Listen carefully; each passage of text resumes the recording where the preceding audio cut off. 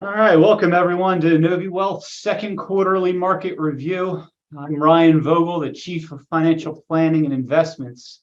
And joining me today is our Head of Investment Research, Maria Nardone. How are you today, Maria? Hey, I'm good, Ryan. Thanks for having me back. Always good to see you. Yeah, great to see you as well. So a lot of interesting things happened over the past 3 months. We've had an interesting issue with our treasury and our debt ceiling that we'll talk a little bit about, but really just want to take this time to have a conversation, go through and talk about just really some recurring themes that have taken place over the past 3 months and give our viewers a little bit of a taste of what's going on behind the scenes. So why don't we get on to it here? All right, sounds good. So we thought we'd start first by paying our respects to one of the legends in our industry that passed away in June. Harry Markowitz was the creator of modern portfolio theory that's been really part of investments since the 1950s, and that's 70 years. Still going strong, still a major component in how we build portfolios. And in a sense, it took the theory of diversification, where most people know don't put all your eggs in one basket, and took it one step further and said, it's not enough to just look at the characteristics of each individual investment, but to see how they work together in tandem and also how they behave differently. That helps us create efficient portfolios and maximize the amount of return that we get for the risk that we're willing to take. So we just wanted to mention that little bit of an education opportunity and a little bit of an homage to somebody whose work really permeates in everything we do today. Yeah.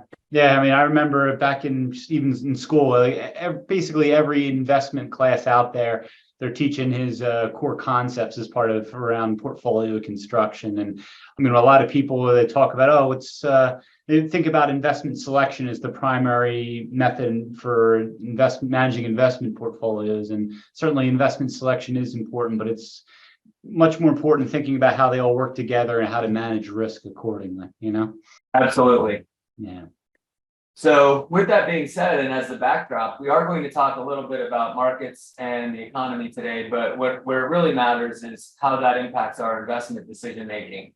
We don't invest with our eyes in the rearview mirror, and we don't try to make predictions, but part of the purpose of these calls is to help understand why our portfolios are behaving the way they are, or what to expect given a certain market environment.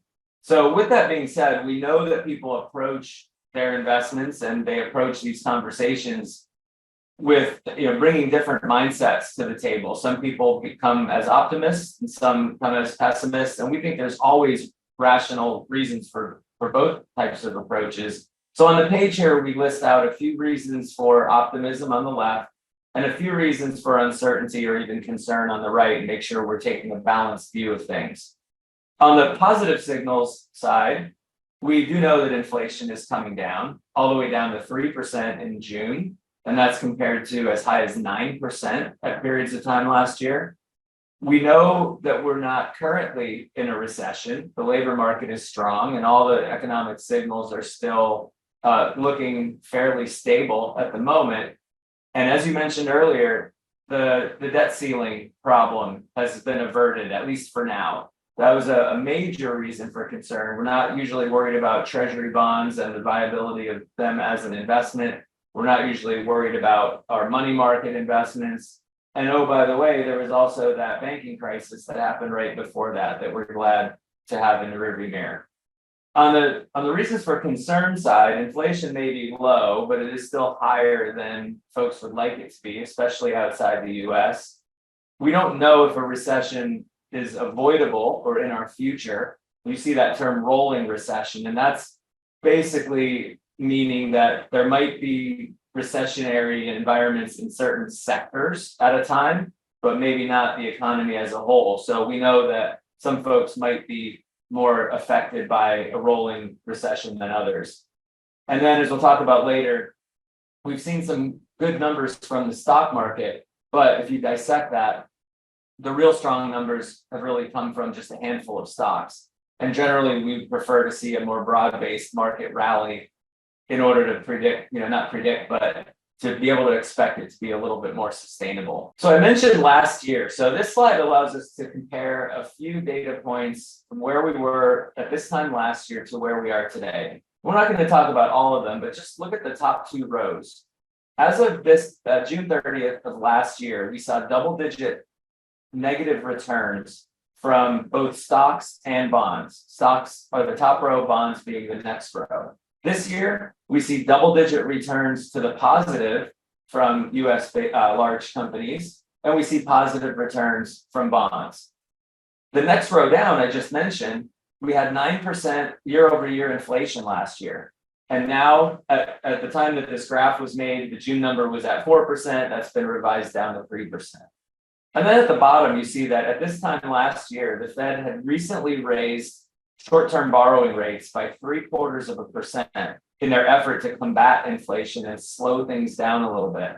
But as of right now, at the last meeting, the Fed decided to pause their rate increases because inflation is coming down already. Thinking about investment returns, you don't often see most or almost all components of major asset classes moving in the same direction. Again, a nod to Harry Markowitz and his work that proved that it's better to build portfolios with investments that move in different directions occasionally. But what we've seen so far this year is on a global scale within stocks and bonds and some other areas like gold, most investments are positive year to date. That's coming off a pretty bad year of 2022, so we have to take that with a grain of salt. We call that coming off a low base, which means any little bounce is going to look like positive returns. But the only two investments, at least those that have been chosen for this slide, that are in the red at the bottom are Chinese stocks and oil prices. And whether or not that's a negative for our portfolios really depends. While we do have direct exposure to China in our emerging markets funds, it's very minimal in the grand scheme of things. And while we do own oil companies that do better when oil prices are high, we have to also remember that oil prices are an input for most other businesses. So lower oil prices means lower costs, which should translate to higher profits for most companies that aren't directly involved in oil production. And another thing I'd like to point out with that particular chart, Mario, is that, I mean, just the idea of, even though most asset classes are positive year to date, the magnitude of each of the different areas is different. And this also creates different opportunities for the rebalancing trading that we do for our clients, as well as even if we're raising cash, we have different places that we can draw from. So it's always what's doing the best and where are the opportunities and how can we move from one asset class to another in order to maximize the returns while minimizing the risk for our client portfolios. So even though things are generally positive, which we always like to see, the different magnitudes also matter. And that's how we know we're properly diversified in how we're managing our assets. Absolutely. If my camera were on, you'd see me nodding over here. The systematic way of rebalancing portfolios into the thing that's not working helps take advantage of some of those dislocations. So great point. Appreciate the additional color. So back to the Fed for a second. I know this looks like a pretty basic slide here, but what this pertains to we've heard this term about the Fed's rate increases. First, we're concerned about the pace of increases. How fast were they raising rates in order to slow the economy? At what point were they going to pause? You recognize that symbol from your YouTube watching and old remote controls and that sort of thing. And then on the right, you see at what point will they pivot and reduce rates? When we started using this slide, we were more concerned about the pace because the Fed was clearly still raising rates. But as I mentioned earlier, right now, the Fed has recently paused their rate increases. But with that pause, they've introduced another term that we hadn't heard before. And rather than just saying pause, they use the word skip, meaning they skipped raising rates at the last meeting, but it doesn't mean they're finished raising rates overall. They're going to let the inflation numbers come in and determine whether or not they need to raise rates again. If so, how many times? And right now, most observers are thinking that there will probably be additional rate hikes before a permanent pause and pivot. Yeah, and really, this has been the main story around what's been driving returns really for the past 18 months. I mean, if you look at what happened last year with bonds and now this year, as we're still seeing economic growth and we're still seeing rises in rates and we're starting to see the inflation numbers come down. I mean, my general sense is that the Federal Reserve really wants to make sure that inflation continues to fall and is under control before they start to pause and or pivot by reducing rates. And I mean, we'll take a look. There's some great slides later here talking about the yield curve and what expectations for rates are in the future. But the thing I always love to point out is the Federal Reserve governors, the people who actually set the rates, they always provide these different dot plots, or they ask their estimates for at the beginning of the year for, hey, what do you think rates are going to be by the end of the year? And invariably they're wrong, and they're the ones that are setting the policy. So trying to time what the Federal Reserve is going to do as it relates to rates is really, in my mind, impossible, especially as they rely on new data as it comes in and make decisions from there.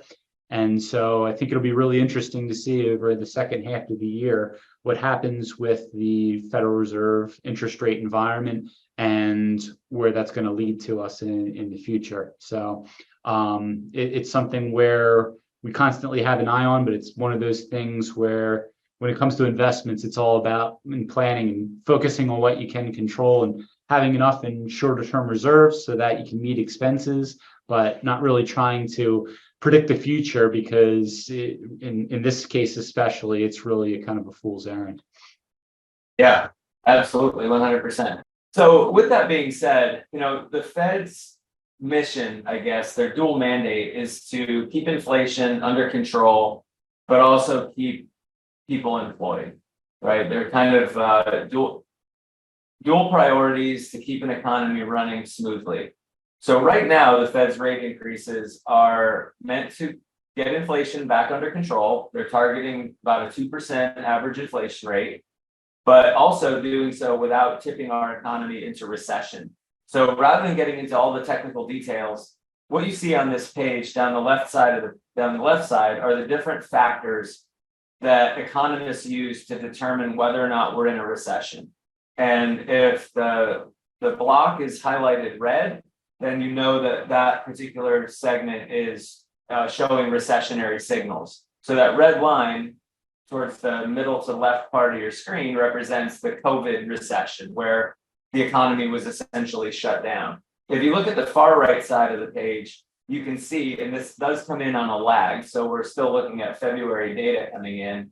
We're not seeing a lot of reds. We're not, we're seeing a couple little oranges, but for the most part, we're seeing greens and yellows, which it means the economy might be a little soft. It's not roaring bright green, but it's not flashing red either. So that's at least a good sign that things are still humming along. And it is still up for very much debate of whether or not we will end up in a recession. There's cases to be made on both sides. Yeah, but I think that the other thing that we talked about is the idea of with recessions, and the idea that by the time that it's either declared a recession, we're likely already out of it already. And so trying to base investment decisions on announcements of whether we are in or not a recession, I think that it's important to understand the disconnect, especially as it relates to stock investments, because take a look at stock investments, they've long incorporated any type of information about what expectations are in the future, and the prices are already reflective of the known information. So, for example, things like commercial real estate. I mean, that seems to be a hot topic right now, and the idea of, well, gee, are all the vacancies in commercial real estate going to really be the tipping point to push us further into a recession? And I think that what's important to keep in mind there is the idea that, I mean, from an investment standpoint, well, global real estate and commercial real estate was one of the worst performing areas of the stock market in 2022. It's marginally positive year to date in here in 2023. But I mean, when prices are down, we look at that as opportunity to buy at better prices. And you mentioned earlier the concept of rolling recession. I mean, there are some segments, like for example, commercial real estate, that might be reflective of recession. But I mean, as long as consumers are continuing to spend, we might not actually go into the formal definition of a recession for our economy as a whole. So I think that those type of concepts and the disconnect between what economic growth is and whether there's a contraction or continued growth versus what really matters as it relates to managing an investment portfolio and what opportunities lie in that type of when managing a portfolio. I feel like there is a disconnect, and that's something that people should kind of keep in the back of their minds when they see headlines in the newspaper or online around whether we may or may not eventually hit that recession. Yeah, absolutely. Good topic. Commercial real estate is definitely coming up a lot lately. So, part of what we came here to do is talk about our portfolios and the components of our portfolios and how they perform. So what we're looking at here are different parts of the bond market that we watch, say follow, but also that we invest in. We don't have every type of bond here. For instance, we don't have very long-term bonds because they're not a major part of our portfolio strategy. But really just to get a sense of what's happened, you see on the left side of the page in the second quarter, most bond categories were flat or negative. But year to date, we see a return to positive performance from bonds, remembering that last year bonds were negative and most people were a little surprised by how negative their bond portfolios were.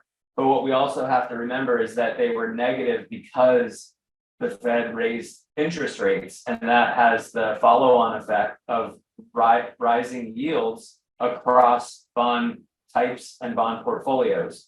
So while that rising yield caused decreases in our portfolio value last year, we're now starting to reap the benefits of those higher yields. Obviously, the last quarter was, an anomaly, and it doesn't reflect what I'm saying.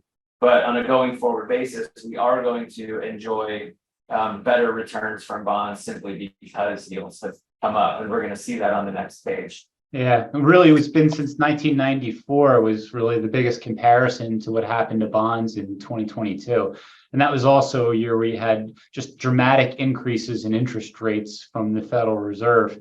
But if you look at trailing returns for bonds going back that far and look at 1995, 1996, the bond performance was dramatically different and higher. And so I think that what we can reasonably expect from bonds, it really just also comes back to what the Federal Reserve plans on doing for the next 6 months, whether we're going to see that pause or that pivot. And that's really going to be what ultimately drives bond returns. But this all also comes back to the idea around, what bonds and the role that they play in our overall portfolio. And we make sure for our clients that if there are cash needs, well, we have enough in either very, very short-term bonds or money markets or money set aside for expenses that are upcoming in the very near future. And then anything that's needed above that and for the future, for future expenses, it's a diversified mixture of bonds and stocks consistent with your personal tolerance for risk and what your goals are. And so the more risk averse that you are, well, maybe we're having a little bit more in bonds. And as you just said, Mario, having a higher interest rate environment means we're going to get a lot more return out of the bond side of those type of portfolios. And so it's not all negative news, so to speak. We paid for it, so to speak, last year, and now we're starting to reap the benefits of a higher rate environment on the bond side of the portfolio. Yeah, and what you were just saying is perfectly illustrated on this page, and we don't need to belabor the point, but what we're looking at here with the black line is what's known as the yield curve from last year, where we had very low short-term rates and historically low intermediate and long-term rates. So as you go from left to right, you see short-term treasuries to long-term treasuries and what their respective yields are. The light blue line represents where the curve was as of June 30th. So as you mentioned, Ryan, the Fed controls the short end, the left side. So their rate increases have dramatically increased yields on short-term bonds. And while they haven't pulled up as much, intermediate and longer-term yields have increased quite substantially since last year. So the reason for that is really that the Fed controls the short end, the market controls everything else. And this shape of this curve is known as an inverted yield curve, where short rates are higher than intermediate and longer rates. And what that means is that the market sees what the Fed is doing and expects that the Fed will be successful in slowing the economy down and will likely have to pivot at some point and bring rates back down to normal. And that's when we'll see that return to the normal shape of the Treasury curve. Yeah, and I think this also creates another interesting point as it relates to bond management and the idea that this is just representing the curve for US Treasuries, but there are different curves out there, like for US corporate bonds or non-US bonds, and the shape of those curves are all different. And I think that the reason I bring this up is really because when you look at the different investment opportunities, one might say, oh, well, let's just go super short with our bond investments. But that's not always the best case scenario, because now you're reintroducing reinvestment risk and the idea of, all right, well, if I invest in something that's going to mature in 6 months or a year from now, and I don't necessarily need the cash at that point in time, well, what are my investment opportunities for bonds going to look like 1 year from now? Now, we have no idea, because we're not sure exactly what the Federal Reserve is going to be doing, whether they're going to pause and hold interest rates or whether they're going to start to bring them back down in the beginning of 2024. It's unclear. It's all going to be based upon the data and what's going on with jobs and with inflation.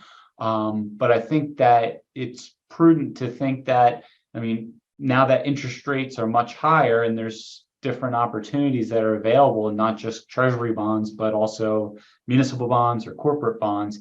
These are the things that we're taking a look at behind the scenes and evaluating what are the best investment opportunities, because it might make sense to lock in something that's 3 or 4 years that is paying 5.5% as far as interest rates, and not have to worry about reinvestment risk in another year or so. So that's part of what we're doing on behalf of our clients, is looking and evaluating those opportunities to see really what would work best for each person's individual circumstances. All great points, Ryan, and a great segue to the next slide. So that the blue line from the previous page has become the dark line on this page, where we're seeing the Treasury curve on the bottom. And as Ryan alluded to, Treasuries are not the only thing that we invest in. And again, I'll take it back to Harry Markowitz, right? If we only invested in Treasury bonds, we would have been very nervously chewing our fingernails as the debt ceiling situation approached. But in this case, by actually investing in securities that by themselves are riskier, quote unquote, riskier than Treasuries, namely corporate bonds, not only were we able to diversify away from that single issuer risk, but we've also been able to pick up additional return. The blue line on this page represents the yield curve of BBB rated US corporate bonds. So they're still investment grade bonds that you take the same maturity as a treasury. So for instance, look at the 10-year. You have a 10-year treasury that's paying less than 4%, or you can invest in an investment grade corporate bond still with a 10-year maturity and get a 5.5% yield.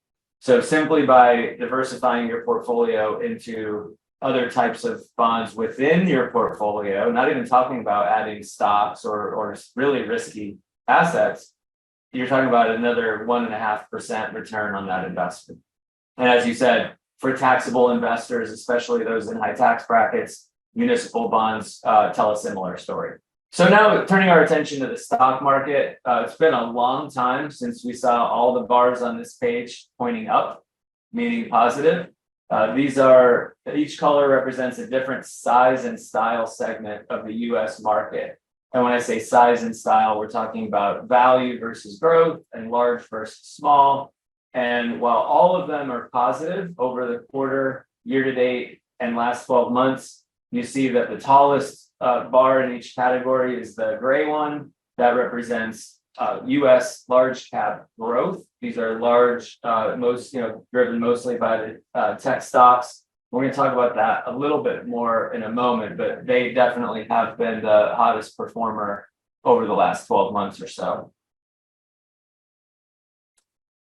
So very specifically, if we wanted to get more granular, and I'm sorry, this came out a little blurry. That must be something on my end. If you dissect the market a little bit more, and this time we're using the S&P 500, so effectively the largest 500 companies in the market, and you isolate just the top 5 stocks. Now, this is your Microsoft, Apple, Amazon, the biggest 5 stocks in the market year to date. Now, this is through May, but the theme still holds. Those stocks are up 35%. The other 495 stocks in the S&P 500 are only up 3.3%.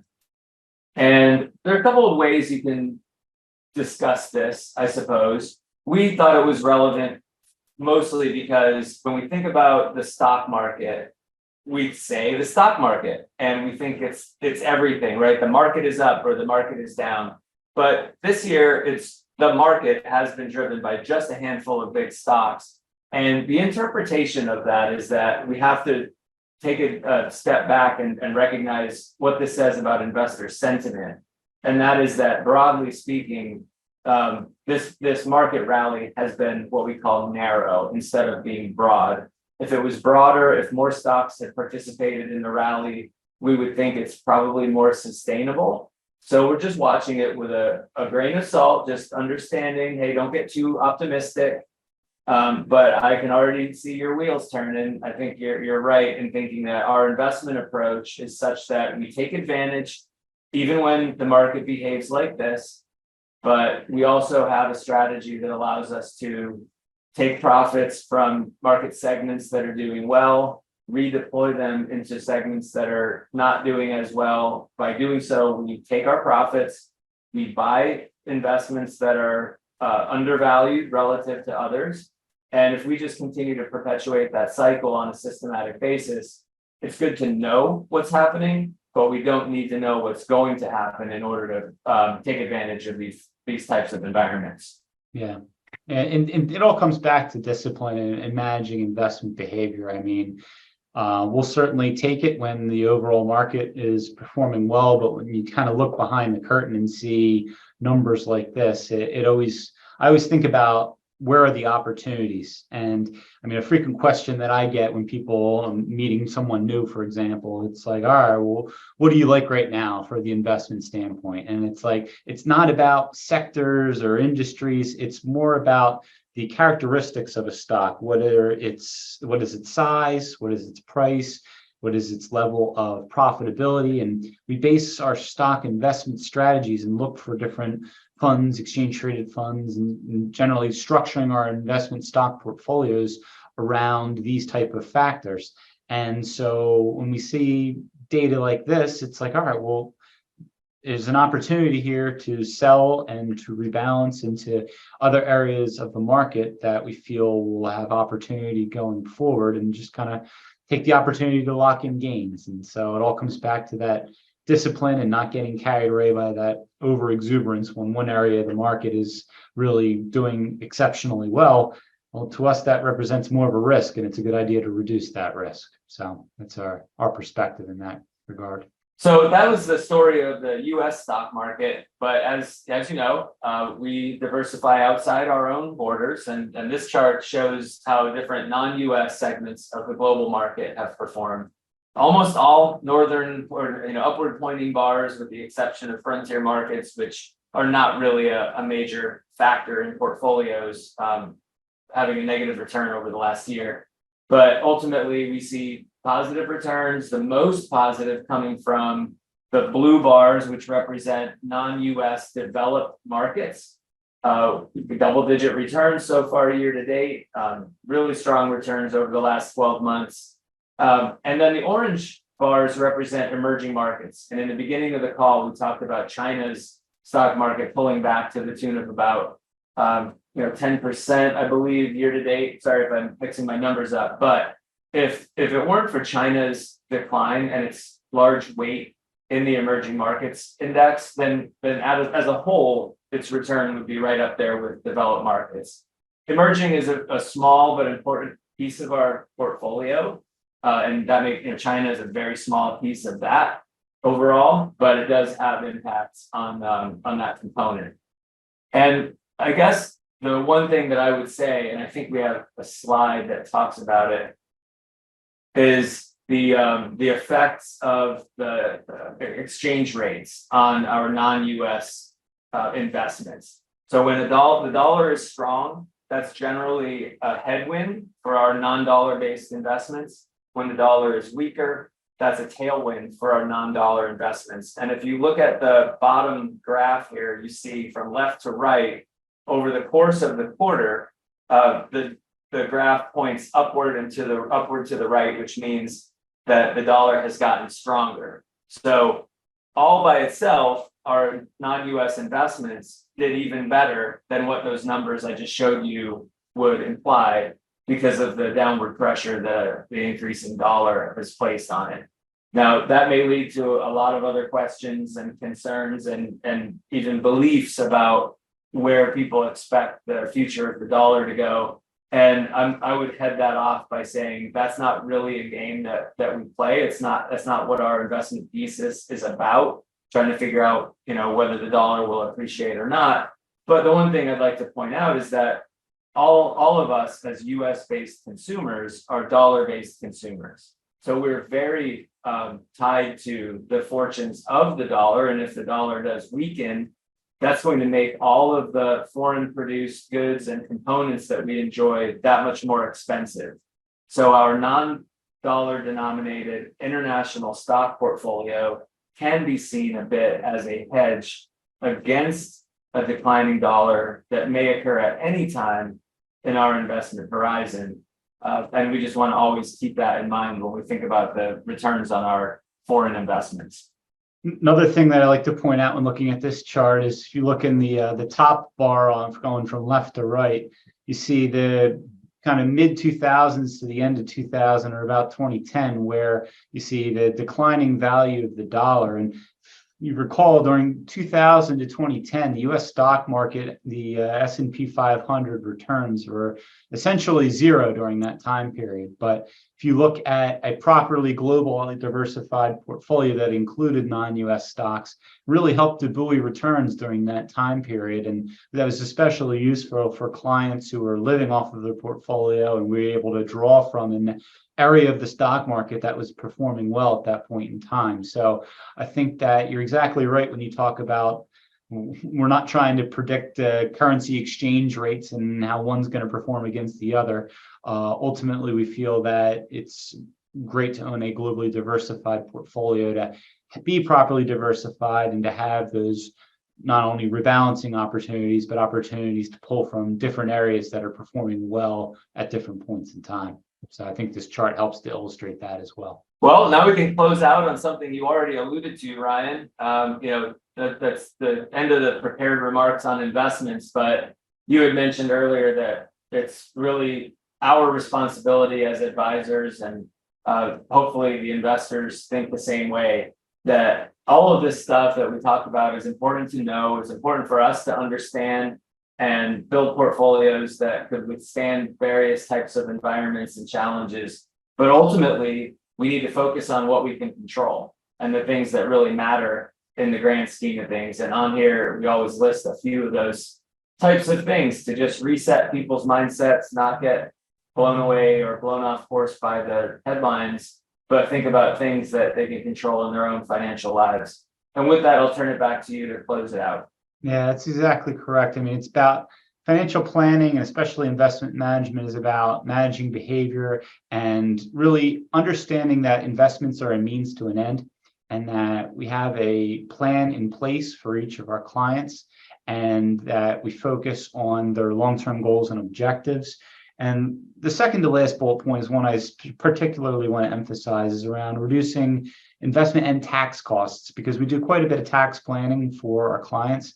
And I think that it matches up well with the slide we were talking about earlier, with the idea of certain segments of the market really doing better than others at this point in time. And it's like, don't be hesitant to realize and lock in some gains, even if there is a tax cost associated with it, because when you think about it, historically speaking, I mean, capital gains rates are pretty low. And so we might be dealing with a completely different tax environment in a few years. So that's one of the things that we're actively talking about with our clients, and having that discipline and paying a little bit of tax. It's not always the end of the world in the grand scheme of things if you want to have a properly managed investment portfolio. So that's part of the conversations that we have, and let people know where they stand and what the right things to do are when it comes to investment management. But remember that it does always come back to that big picture, and that even are we in a recession? Are we going to be in a recession? These type of questions are interesting, but as it relates to investments, they're less important than some of these other things that we have control over. So with that said, any other final thoughts, Mario? I think you tied it up nicely. You guys do a great job with the tax work you do for clients. Personally, I'd rather make a profit and pay a little tax than have a loss to avoid tax. So I'm right on board with it. Right. All right. Well, great talking with you here, Mario. Thanks for your time. Have a great time the rest of your summer and your vacations and such, and we'll talk again soon. Likewise. Thanks, Ryan. All right. Take care.